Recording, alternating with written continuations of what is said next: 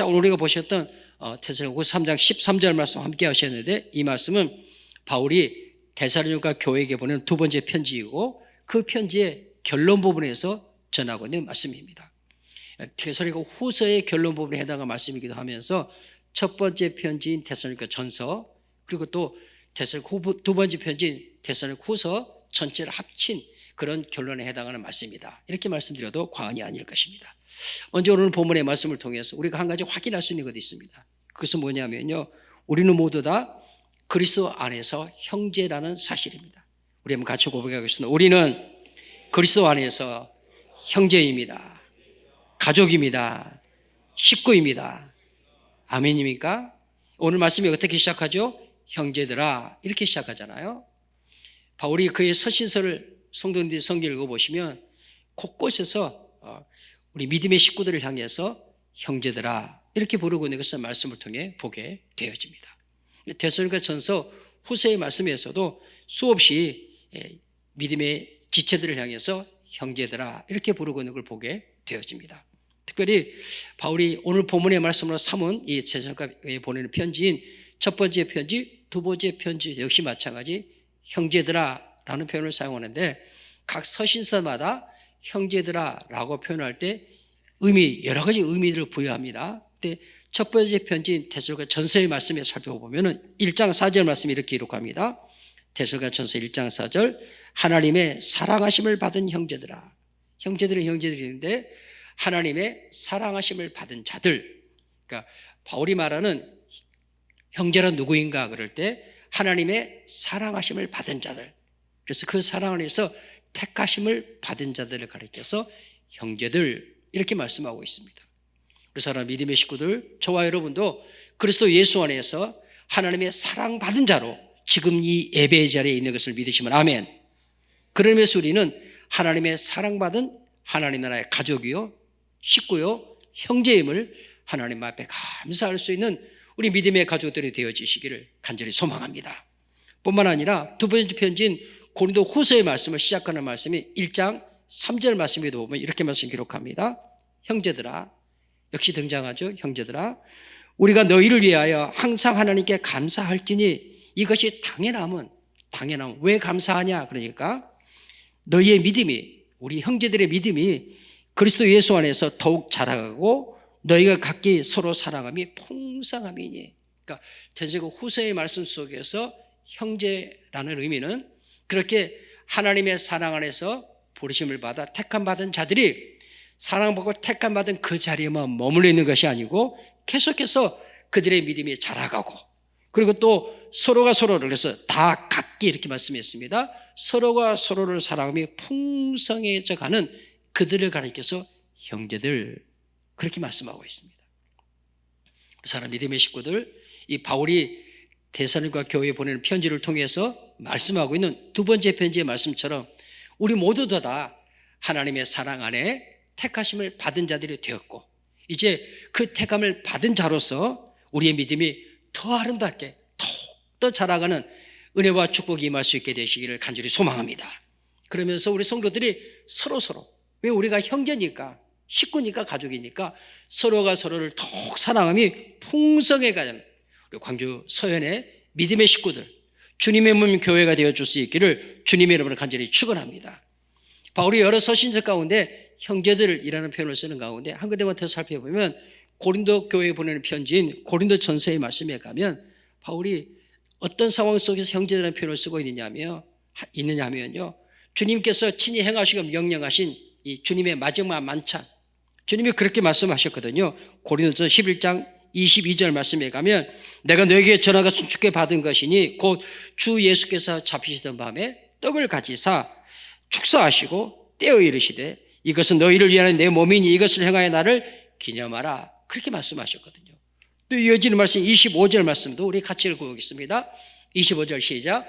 식후에 또한 그와 같이 잔을 가지시고 이르시되 이 잔은 내 피로 세운 새 언약이니 이것을 행하여 마실 때마다 나를 기념하라 하셨으니 아멘. 이렇게 주님의 떡과 주님의 살을 기념하는 주님의 떡과 주님의 보혈의 피를 기념하는 그 잔을 기념하며 받아 마신 자들을 가리켜서 형제들 그렇게 말씀했습니다. 그래서 말씀을 쭉 내려가면 33절 말씀에서 그런즉 형제들아 이렇게 말씀하고 있는 것을 주의 말씀을 통해 보게 되는 것입니다. 바울은 고린도 교회는 편지를 통해서 누구에게 형제라고 했느냐? 주님의 떡과 주님의 잔에 참여한 자, 그들을 가리켜서 형제들 이렇게 말씀했습니다. 우리가 성찬 예식을 행합니다. 여러분, 이 성찬 예식은 하나님의 사랑 안에서 택하심을 받은 자, 그 믿음이 날마다 자라가고 그 사랑에 더 풍성하여 자라가고 있는 믿음의 공동체가 주님이 행하시고 명하신 그 명령을 좇아서 우리 주님 다시 오실 때까지 이 귀한 예식을 행하는데, 이 떡과 잔에 참여하는 예식을 행합니다. 이 예식에 참여하는 우리 사랑하는 모든 성도님들, 주 안에서 형제요, 자매요, 가족이요, 식구인 것을 하나님 앞에 감사하면서 성찬에 임하는 귀한 은혜가 있게 되기를 간절히 소망합니다. 식구는 한 식탁에 둘러앉아 함께 음식을 먹는 가족, 식구, 가족보다 식구의 개념이 더 친밀하죠. 우리는 한 떡에 참여하는 자입니다. 육신으로는 다 제각각의 가정에서 제각각의 음식을 먹지만 우리는 그리스도 예수 안에서 한 떡을 음식으로 먹는 자들이에요. 한 음료를 마시는 자들이에요. 그 떡과 그 음료는 무엇입니까?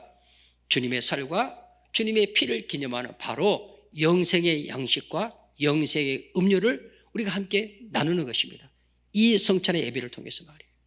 오늘 508주년 종교 기념주일인데, 여러분, 종교 개혁이 일어난 여러 가지 이유 중에 그 아주 중요한 이유가 뭐냐면 성경이 말하고 있는 이 성례. 그래서 이게 정말 하나님 앞에서 참 교회냐 아니냐 하는 것을 구별하는 가운데 그 교회가 성례를 신실하게 시행하고 있는가 하는 것이 교회를 구별하는 아주 중요한 기준입니다. 근데 성경이 말하는 성례는 세례와 성찬뿐입니다. 천주교에서 말하는 것처럼, 여러 또 다른 곳에서 말하는 것처럼 다른 성례는 없습니다. 하나님의 말씀인 성경이 말하는 성례는 오직 세례와 성찬, 그 외에 없습니다. 이렇게 하나님의 말씀이 말하고 있는 이 성례 이외에 다른 것들을 교회의 유전으로 법으로 임의로 정하여 그걸 지키면서 성례라 하는 이것은 하나님의 말씀이 옳지 않다, 성경이 말하지 않는 것이니까, 그래서 일어나게 된 것이 종교개혁 운동이었던 것입니다.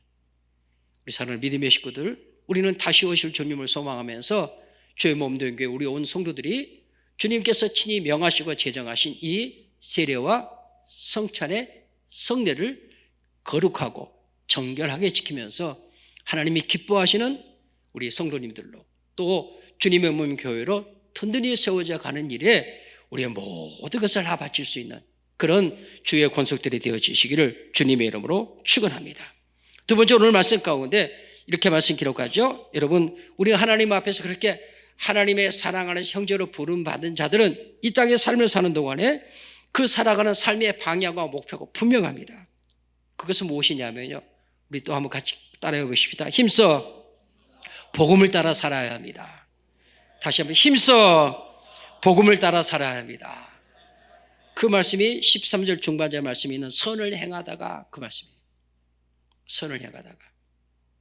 그리스도 예수 안에 형제로 부름받은 자들, 주님의 떡과 잔에 참여한 하나님 나라의 식구들, 그들이 살아가는 삶의 방향은 복음을 따라, 그 목적은요, 선한 일을 힘쓰는 것입니다. 여러분, 주님께서 말씀하신 그 선한 일은 바로 하나님 나라의 기뻐하신 뜻이 이 땅에서 나의 삶의 자를 통해서, 여러분의 일터와 사업장을 통해서 아름답게 이루어지는 것입니다. 우리가 주님이 가르친 기도를 통해 기도하잖아요. 뜻이 하늘에서 이룬 것 같이 땅에서도 이루어지이다. 누구를 통해서요? 형제인 여러분을 통해서, 하나님의 사랑받은 우리 믿음의 식구들을 통해서, 우리 광주 서영교회를 통해서. 할렐루야. 우리는 하나님 앞에서 하나님의 선하신 뜻을 이루는 일에 우리의 삶의 목적을 분명하게 정하고 그 목적을 향하여 가되 바른 복음을 따라 그 목적을 향하여 갈 수 있는 우리 믿음의 가족들이 되어져야 하고 되어지시기를 주님 이름으로 간절히 축원합니다. 근데 바울은 이 데살로니가후서의 말씀을 참고하시면 그렇게 분명한 방향을 가지고 분명한 목적을 가지고 하나님 앞에 우리가 살기를 원하는데, 그렇게 살아가는 길에 큰 여러 가지 많은 문제들이 있다는 것을 말씀해요. 그중에 대표적인 두 가지를 말씀드려보면 첫 번째로는 환난과 핍박이 있다는 사실입니다. 하나님 나라의 복음을 전하는, 하나님의 뜻이 이 땅에서 이루어지기를 원하는, 하나님의 선하신 뜻이 이루어지기를 원하는 삶을 힘써 살고자 하는데, 여러분 우리는 모든 믿음의 식구들 하나님의 사랑하는 자니까 그 하나님의 사랑을 따라 가정에서든 일터의 삶의 자리에 살아갈 때 그렇게 살지 못하기나 방해하는 일들, 회방하는 일들이 있어요 없어요? 있잖아요. 세대로 전도지 110를 외치고 불신자에게 복음을 전하고 낙심한 자에게 복음을 전하고 우리의 자녀에게 복음을 전하고 우리 이웃들에게 복음을 전할 때 그 일을 회방하며 방해하는 일이 얼마나 많은지 몰라요. 바울도 마찬가지예요. 사도행전 17장의 말씀에 가면 바울이 데살로니가 지역에 가서 복음을 전해요. 그런데 바울이 복음을 전할 때마다 따라다니는 일명 바울이 복음 전하는 것을 회방하고 방해하는 파파라치들, 이런 무리들이 있었어요. 성경 말씀에 사도행전 17장 15절 말씀에 가면 그러나 유대인들은 시기하여 저자 어떤 불량한 사람들을 데리고 때를 지어 석을 소동하게 하여 야손의 집에 침입하여 그들을 백성에게서 끌어내고 찾았으나, 이렇게 말씀을 기록합니다. 6절 말씀에 발견하지 못하면 야손과 몇 형제들을 끌고 읍장들 앞에 가 소리질러 이르되 천하를 어지럽게 하던 이 사람들이 여기도 이르매. 바울이 복음을 전하러 이 데살로니가 지역에 왔는데 바울이 전하는 복음을 회방하며 방해하는 무리 여기까지 쫓아온 거예요. 그리고 그 복음 전하는 일을 돕던 이 말씀에 기록되어 있는 야손, 그가 바울과 그 전도자 일행을 보호해 주거든요. 그러자 이 회방하는 무리들이 떼거리로 야손의 입에 들려든 겁니다. 그리고 바울이 전하는 그 복음 전도자 일행을 가리켜서 이들은 천하를 어지럽게 하는 자들.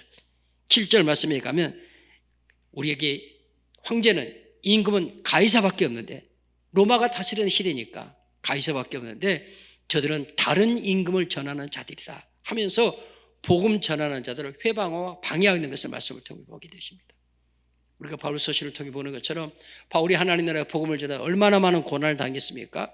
얼마나 많은 죽을 고비를 넘겼습니까? 옥에 갇히기도 하고 매를 맞기도 하고. 우리 사랑하는 믿음의 식구들, 하나님 나라의 가족으로 부름받아 하나님의 사랑하는 자로 형제로 부름받아 하나님 앞에서 하나님 나라의 복음 증거의 이 막중한 사명을 감당하라고 할 때 거기에 환난과 핍박했다는 사실을 기억하셔야 됩니다. 그러나 두려워하지 말 것은, 우리가 전하는 것은 생명의 떡인 예수를 전하는 것이요 영생의 음료인 예수를 전하는 것이니, 할렐루야, 이는 하나님 앞에 영광이 되어지고 교회와 성도로 보면 우리들이 마땅히 감당해야 될 하나님이 기뻐하신 일이라는 것을 기억하시면서 담대하게 사도행전 28장 마지막 절 말씀에 기록된 것처럼 거침없이 주의 복음을 전하는 성령 충만한 복음의 증인의 사명을 감당할 수 있게 되기를 간절히 축원합니다. 또 하나의 문제를 제기해요. 사랑 안에 형제로 부름받은 자들에게 또 하나의 문제를 제기하는 것은 게으름의 문제를 이야기합니다. 우리 성도께서 데살로니가후서의 말씀을 읽으시면 일하기 싫거든 먹지도 말라 하는 말씀이 바로 데살로니가후서의 말씀이 등장을 합니다. 그것은 1차적으로 자기에게 주어진 일, 자기 일터, 자기 일상의 삶의 자리에서 성실하게 삶을 살아야 될 것을 이야기하는 거예요. 다시 오실 주님의 재림을 이야기하면서 주님이 다시 오실 것이니까 우리가 열심히 일할 필요가 무엇이 있겠느냐, 이렇게 말하면서 일상의 삶에서 바른 복음을 따르는 삶을 살지 못하도록 하는 무리들이 그렇게 무리들을 부추기고 유혹하고 교회를 시험했던 것입니다. 근데 거기서 말씀하고 있는 그 게으름의 문제는 그런 육신을 따라 행하는 그 일에 대해서만 말씀하는 것이 아니라 더 깊은 더 본질적인 의미는 뭐냐면요, 교회 안에서 하나님의 교회에 마땅한 바른 신앙을 따라서 하나님의 교회 가운데서 따라야 할 신앙의 윤리들, 신앙의 질서들을 따르지 않는 이것을 가리켜서 게으름, 그렇게 말하고 있습니다. 다시 말씀드립니다. 게으름의 문제는 열심히 일하지 않는 것, 이것도 물론 있어요. 자기에게 주어진 일에 충성하지 않는 것, 이런 의미 분명히 지적합니다. 근데 성경은 그것 넘어서 더 높은 차원의 이야기를 하는 거예요. 교회 안에서 게으름의 문제는 무엇이냐? 주님이 머리 되시고 우리를 주님의 몸의 공동체로 또 몸의 지체로 불러주셨는데, 주님이 머리 되시고 그 몸과 몸의 지체가 되어진 이 거룩한 영적 공동체, 신령한 공동체가 하나님 앞에 아름답게 세워지고 영광스러운 공동체 쓰임받을 수 있어야 되겠는데, 공동체 가운데서 이 영적 질서를 깨트리는 무리들이 있단 말이에요. 깨트리는 무리. 이 영적 질서를 부정하는 무리들이 있다.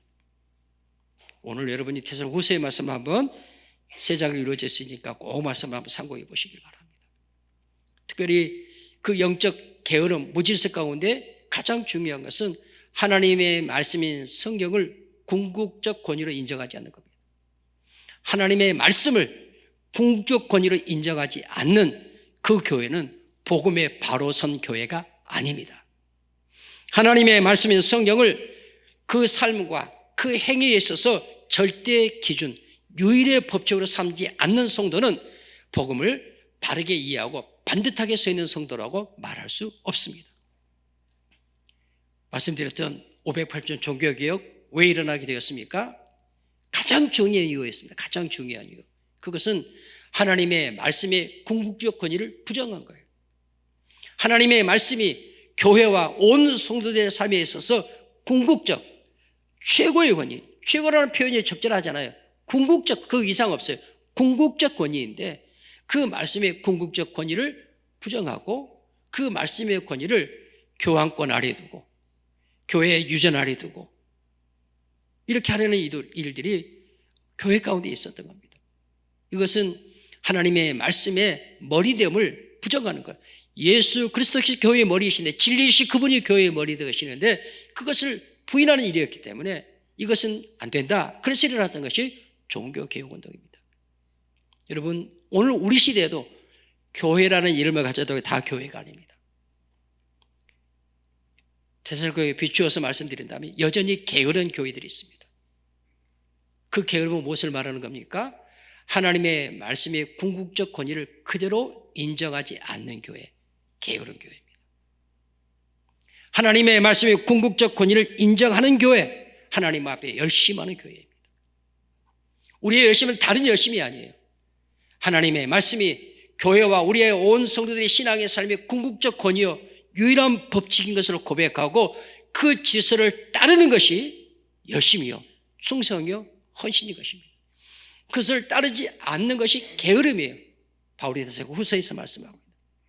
이런 게으름들은 사람에게는 편안함을 주는 것 같아요. 그래서 하나님의 말씀이 귀에 걸면 귀걸이, 코에 걸면 코걸이. 그래서 자기가 원하는 대로 성경을 이해하는 거죠.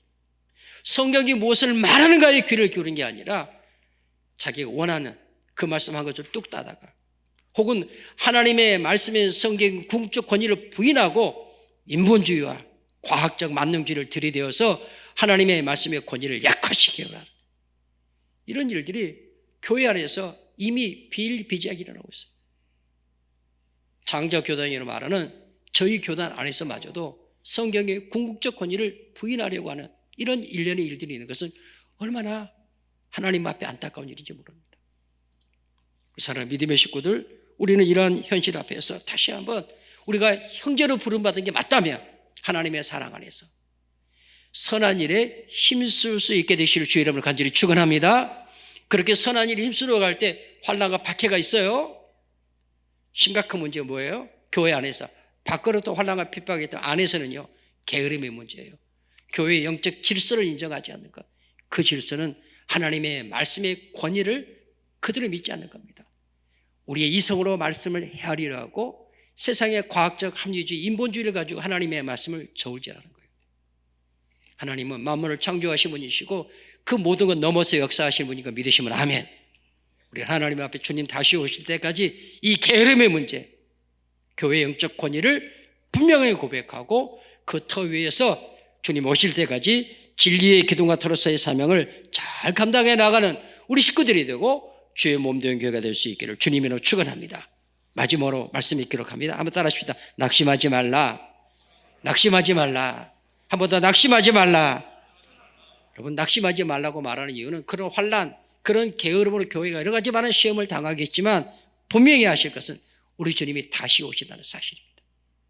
바울은 그의 서신 속에서 끊임없이 주님의 다시 오심의 진리를 선포합니다. 데살로니가후서 1장 10절 말씀에서 그날에 그가 강림하사 이렇게 말씀하고 있고, 또 이어지는 말씀이 전서 4장 14절 하반절 말씀이 하나님이 그와 함께 데리고 오시리라 이렇게 말씀합니다.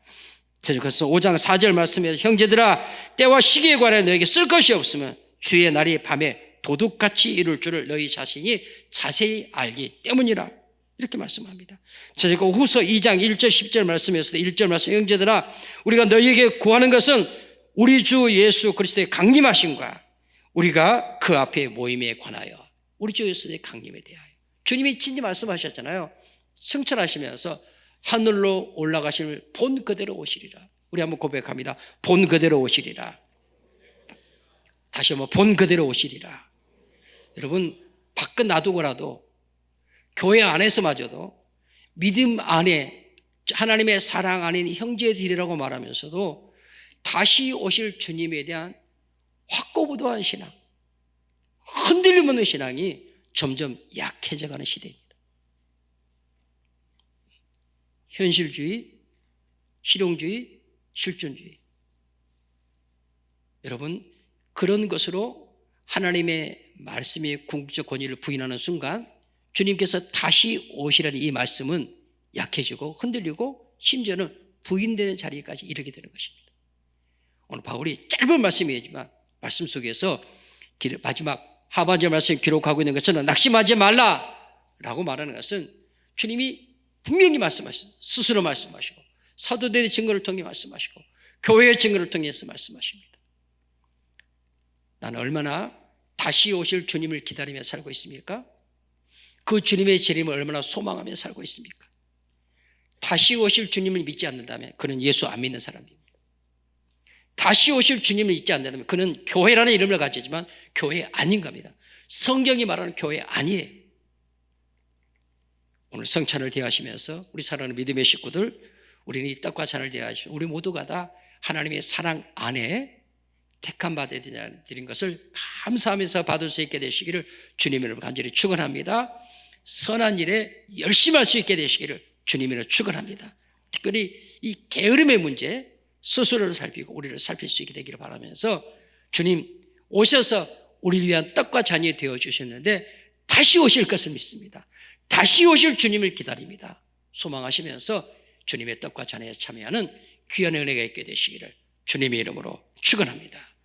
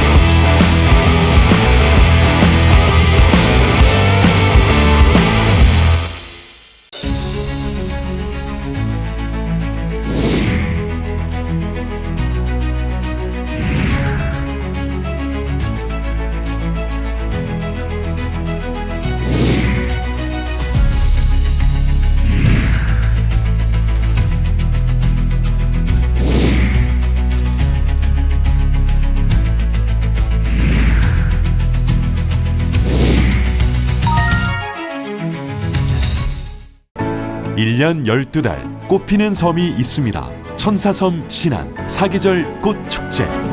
봄을 여는 수선화부터 섬길을 걸으면 걸을수록 놀라운 즐거움을 선사하는 겨울꽃 애기동백까지 이제 대한민국 섬여행은 사계절 꽃축제와 함께 천사섬 신안. 누구보다 먼저, 누구보다 빠르게 미래를 준비해온 전라남도. 교육과 삶, 여행 같은 일상은 행복으로 미래에 한 발 더 가까이 대한민국의 산업을 지탱하는 그 힘은 전라남도에 있습니다.